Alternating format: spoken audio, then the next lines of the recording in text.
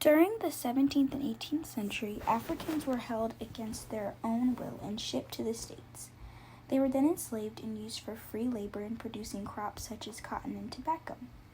Then Africans were taken from their motherland and their culture was stripped from them. This included their language, customs, traditions, etc. With this being said, they were forced to adopt Western culture. The behavior between husband and wife and how they treated their families were all being learned in everyday life. Slaves lived on the plantation in which they worked, so whatever their masters expected of them was what they were to do, or there would be consequences for them. What the black women and men had to watch being done to them built up generational scarring. The inability to protect each other, the knowing that they were beneath their masters, beneath the white man, did not just leave our ancestors. That mentality that we are less than is still felt in today's society. That just goes to show that what generations before us felt is still instilled in us today. Slavery, because of being taken from our roots, shaped the husband and wife dynamic in black households. First, I wanted to tap into the black woman's dynamic and how it was shaped from our ancestral traumas. From the textbook, the phrase cultural feminism refers to the ideology that women and men are fundamentally different and, therefore, should have different views of women and their rights. I wanted to start with that quote to show that in earlier times, women were from the beginning deemed separate from men in terms of rights, household responsibilities, and even in just everyday husband and wife dynamics. During the 17th and 18th century, during slavery times, women that were made to work in the house were responsible for cooking, cleaning, and taking care of the children. Therefore, the black women were seen as the caregivers of a household. In a book titled Kindred, this is seen by the main character that goes by the name Dana. As Dana is taken back in time to slavery, she is automatically given the task to help with the cooking and cleaning. She later on becomes the mother figure for a young boy named Rufus, and these tasks are given to her by her master, Tom. This helps to support the statement that black women are pretty much the poster for taking care of a family or being motherly. This is definitely seen in black households today. Black women are known to take care of the house. They make sure that the meal is cooked, and when their husband gets home and kids, there is a meal there for them.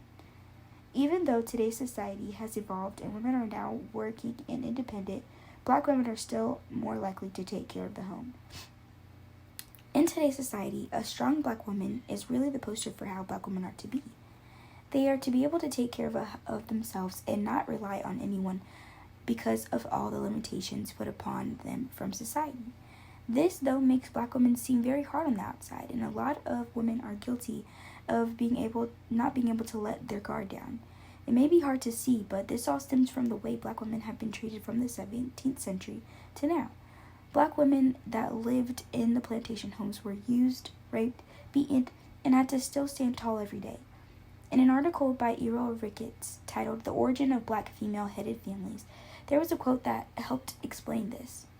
Even when they operated within adherent systems of domination such as slavery, women of color found ways to care for themselves and their families and to contribute to their communities. In recognizing that women of color have resisted oppression, multiracial feminism highlights the strength of women, end quote.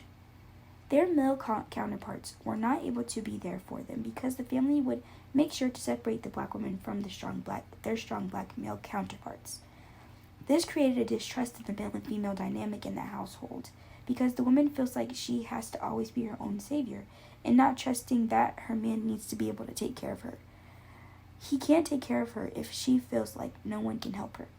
During slavery, black families were torn apart. Sometimes just the male would be ripped away from their partner and children. So the black woman would be left to raise her kids on her own while also being a slave. This ancestral behavior has led black women to be seen as strong and seen as aggressive, when in reality it's just a coping mechanism for not being disrespected or being hurt as we were during slavery. Black men are brought up to believe that vulnerability is a weakness, that showing emotion is a bad thing.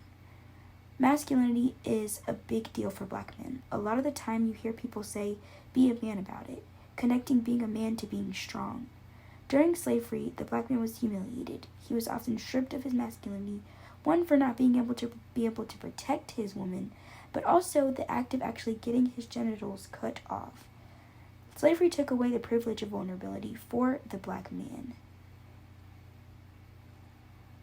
People watched as they were beaten and whipped and stripped of their manhood. So to have that power back, you don't ever want to be seen as weak. Black men may also seem to have a lot of built-up anger towards the world and their spouse. This is also a built-up generational curse that is stemmed from their inability to protect the ones they love. Though black women and men have endured the hardships of slavery and overcome oppression, there is still so much to be done to correct the generational curses bestowed upon them. Black love was torn apart from the beginning, but I believe that one day the trust that was lost will be regained.